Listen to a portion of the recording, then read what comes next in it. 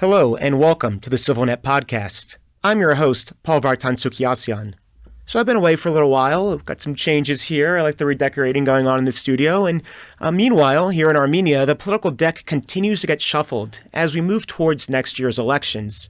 So it's time we check back in on how things are developing. And to help us do that, I'm joined by CivilNet's political commentator, Eric Hacopian. It's a pleasure. Thanks for being here, Eric. So last time we talked, it's about 6 months ago, looking forward to the elections that are being held right now, planned for June. And since then, the political terrain, just gotten more crowded and kind of chaotic. So let's start by mapping out who the expected or confirmed candidates are and, how's that going so far? Obviously, you have civil contract, or CUPA, as they say in English, which is the Prime Minister's party. They're obviously running, and they're likely in the lead. Then you have the Kocharyan Dashink, which is the old, essentially the current opposition for the most part, outside of the Republican Party, which is if it stays together, it's a coalition of the ARF and Kocharyan related forces. They're obviously running, and the former president has made clear that he's going to be running in next year's elections as the head of the party. Then you have the question mark, which is the Republican Party, or as in Armenian to say the Հանրապետական կուսակցություն. Serge Sarkisyan himself has indicated that he's not running, but it's possible that his party participates. They're right now the second opposition in the parliament with few seats. I think in the last election they did 3 or 4%. So they could be in or they could be out. That's a question mark. Then you have the new forces, and the new forces are Arman Tatoyan, who's the former human rights ombudsman, who actually had a press conference this morning, which was rather interesting. He will be running in all the rest of the names I'm naming are people who are going to try to become the sort of the third force that are not related to the formers or the current regime. And he's obviously angling on that with more of a, I would say pro-Western nationalist type of approach. Then you have the Samuel Karapetyan party, or his movement, which, the tag on them is that they're Russia related. I'm not sure how accurate that is. But they're going to be, they've also made themselves clear that they're not going to be cooperating with the former presidents. So they want to be a new force. How much of a new force they can be, given their ties to Russia, it's hard to say. Then there's lots of rumors and talks about other forces that want to become, the race has really become who's going to become this third force. And I think there'll be probably another force, getting into this thing, maybe from people from the IT sector and all that. It's sort of nebulous at this point. There's coalition talks between different people. So I expect another party to enter, which will try to get this third track. But this is the general outline of the forces that we know that are running at this time. Oh, is there going to be anything from like the pro-Western, not government-related folks? Are they in it at all? Oh, I think this is the lane that Tatoyan and likely the IT people are going to try to fill. Oh, okay. I think it's very clear. I mean, if you look at Tatoyan's press conference this morning, it was pro-US, it was pro-defense. So he's obviously trying to fill that void. And he clearly outlined asking the former presidents not to participate because that's a guarantee for a Nikol Pashinyan win. Well, that's it. One of the things is who's offering anything new, and, it's certainly not the former presidents. And so I can see how he's kind of a fresh new start in here. So let's shift to strategy. What does the government actually need to do if it wants to win re-election? And, what's their current approach? The current approach is more based on what I call negative identity, which is to run against the old regime. They're essentially the fallback position is to redo the 21 election, which is them, where you present the choice either what you have right now, which you might not be totally happy about, but what you had in the past, which you definitely don't want to go back to. That's their approach right now, and that's why you see this progression of, they're running against Kocharyan and the old regime. They're obviously fighting with the church, was another generally unpopular institution, at least the church leadership. And by extension, trying to connect all of these people to Russia, in a backhanded way, which has been going on for months. This is not a secret.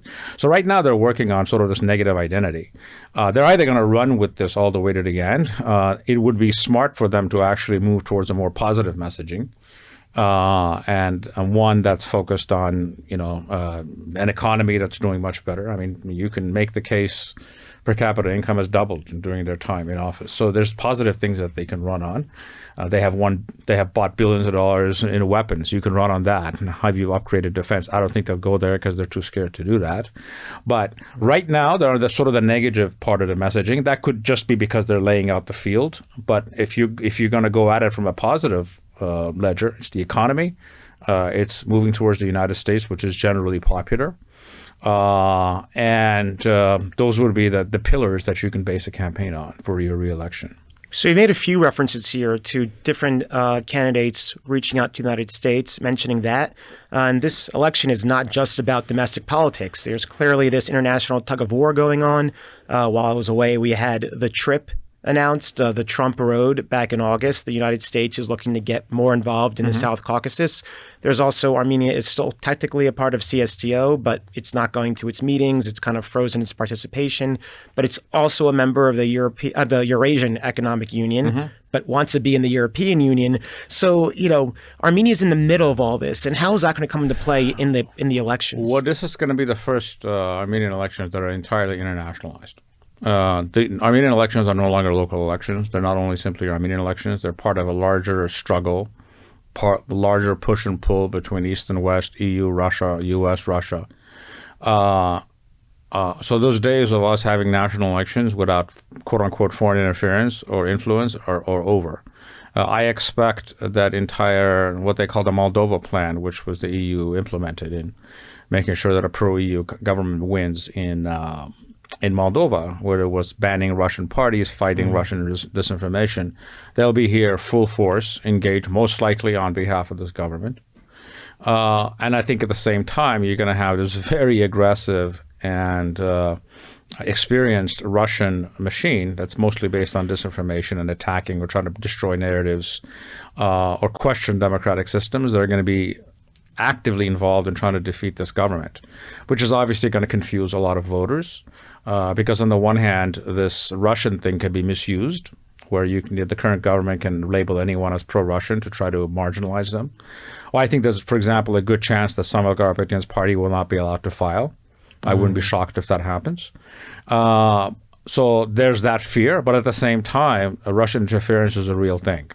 And it is not a force or that's designed to give good outcomes for this country. So it's a very complicated picture, but our elections are entirely internationalized at this point, and anybody who doesn't recognize that is being naive. I think that's been one of the big points. The West, in its rush to support Armenia, has been really playing up the whole democratic nature, or what they say is democratic, but of course the opposition is saying that Armenia is backsliding. And I think the stats have shown that at the very least Armenia has not moved ahead. It's stagnant at best. And absolutely. I think lately, it might be even getting worse. Maybe the next round of these Freedom House and such ratings. But so when we're talking about, Russia looking to, they're going to want to defeat the current people in charge. And so when it comes to the opposition, what do any of them have a real shot at winning, or even with or without Russia's support? Right now they seem really fragmented, so that doesn't really help. So I think you need to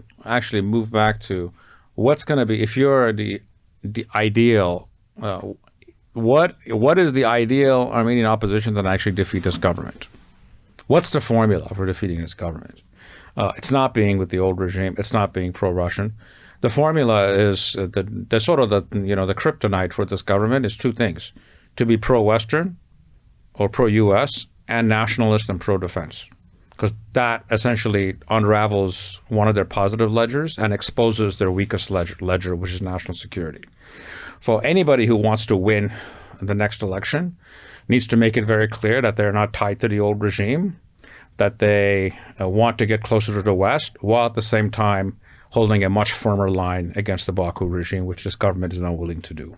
Because once you hold that someone can own the flag during this election, and it's not going to be this government. And if anybody is smart enough to seize it, so the ideal, the winning formula for winning the next election is to be generally pro-Western, pro-2018 revolution or the good things that have come out of it, especially the economic changes and the growth, while at the same time being very pro-defense and nationalist. And by the way, being pro-Western does not mean you're anti-Russian. I think you need to make very clear with that. I don't think anyone in this election is going to run as openly hostile to Russia. Maybe except there's these fringe groups, which I wouldn't even talk about, like this new pro-European, what is Aram Sarkisian and other friends. And I didn't mention them for the most part because they're very closely tied to the government, and I don't expect them to really pass the threshold of to enter parliament. Okay, so now let's get specific. Among all the opposition forces, who should the government actually fear, if anyone? And is anybody kind of overrated with, maybe they seem like the threat, but they're not really? They certainly don't fear. They don't fear anyone at this point because no one has the messaging to at this point, unless Mr. Tatoyan continues whatever his messaging was from this morning, which is essentially talking about the pro-West, old regime needs to go, and pro-defense. At this point, I don't think they have anything to fear unless these other third forces make that compelling case that I just outlined. They love to run against the old regime because the old regime simply cannot defeat them. And Mr. Karapetyan, what they will do is they will put the Russian millstone on his neck and they will drown him with it because there is a pro-Russian factions in Armenia, but they're nowhere close to being a majority for you to win an election with. So at this point, there's no one that is clearly outlining a program that is a threat to them. However, in real terms, their support is 1 kilometer long and 2 centimeters deep. That 45 to 50%, for example, that they got to in Vagashapat, in Ejmiadzin, with the right opposition can shrink to their solid base of about 30%. This government has a solid base of 30-35% of this country that no one's going to take away. The issue is who can emerge that can coalesce and organize the other 65%. That is a credible alternative. Because if you go around this country, still the number one issue for many voters is to make sure the old regime doesn't return. As crazy as that might sound, that is their number one priority because they simply don't want that. Sometimes this is hard to figure out for people who don't live in Armenia, but that feelings are very deep and that they form the base of this government. But then that is kind of the disconnect that I see when it comes to the diaspora involvement or wanting to be involved, and they don't have that piece of the context. So they're always like, why are these people voting for Nikol? And they're absolutely like dumbfounded when, this government's support base is understated. It always has been. Because the default position, if the alternative is and that's why they're so intent on making the opposition the old regime, because they will win that election every time, and it's logical politically to do that. So this brings us to perhaps the most uncomfortable question. Who does Azerbaijan want to see win in these elections? The instinctive answer might be the current government. And again, I mentioned diaspora. That's what they love to tie, Pashinyan to Aliyev and Erdogan. But it might not be that straightforward, is it? Well, I think this is where it gets very complicated, and I suspect any answer that I give will be incomplete because we don't know. There's far more things we don't know. We can simply guess. Then the rational explanation would be that they want this government to win, because there's never been, and will never be again a government that is as compliant to what any Azeri government has ever demanded of Armenia than this one. And I'm not saying this to make them look bad, it's just objective reality. So on paper, you would think that is the case. However, what that runs into is the psychology of totalitarian states. Totalitarian states are essentially, above all else, are systems of humiliation. They first humiliate their own people by forcing them to say things that they know are not true, which is a very important thing, is to break people. You need to force them to say lies continually. And they also run on the fear of the leader being humiliated. So it's the fear of humiliation and inflicting humiliation. And if you think about it psychologically, if that's your mindset, there's nothing more sweet than Ilham Aliyev to turn around to Pashinyan and tell him, you gave me everything that I wanted, and I'm still going to stab you in the back. And you sort of see that. I mean, you saw this government was expecting the Turkish border to open in January, and obviously the Azeris pulled the plug on that. So I'm not convinced that that they will do anything to help this government. It could be entirely counter to that, because there's nothing. Again, if the issue is to constantly humiliate, that is the ultimate humiliation, by saying you gave me everything that I wanted and I will still not help you. And politics is unpredictable. I mean, we had, it reminds me of Aliyev last year, kept saying, we want Trump. Trump is ours. He's going to be the best. It's the exact opposite. And yeah, I mean, I really thought, they're kind of two of a kind in certain ways. They're all about money. Aliyev can throw them a few billion and get whatever he wants. And it's not the way it turned out. So sometimes, you got to be careful even what you wish for. So to close, what is one issue that's not being discussed right now, but could end up determining, the outcome of the next year's election? Something under the radar, but potentially decisive. It's economy. You cannot, I mean, listen, we're sort of addicted. We're addicted to bad news. Yes. But economic growth has not penetrated every corner of Armenia, and has not penetrated most lives, but it has impacted the lives of a significant minority of people, which in an election matter. No one who's being honest can say that Armenia is not Armenia is not a place with a lot more opportunity today than it was 5-6 years ago. That's just reality. That's why we have foreign laborers coming here to work, which is, right now it's probably over 100,000 people. So what people outside Armenia will miss is the fact that voters almost everywhere vote their pocketbooks. And the aspirations of their pocketbooks. It doesn't necessarily mean they vote for the incumbent, but if there are good economic times or perceived to be positive economic times, governments get credit for it, even if they don't necessarily deserve all of the credit for it, in the same way that they will get more blame than they deserve if things are bad. Because governments have sort of secondary effect on economies, not necessarily usually first, they're not the first hand, it's usually secondary effect. So I would say, especially if we go through these elections and Nikol Pashinyan wins, especially if he wins with a large margin, that would be the decisive factor more than anything else. Well, the next months are going to be very busy and very interesting to watch. And so I encourage our viewers to stay with us. And we know that you'll be with us, Eric. So thanks so much for being here. You're welcome.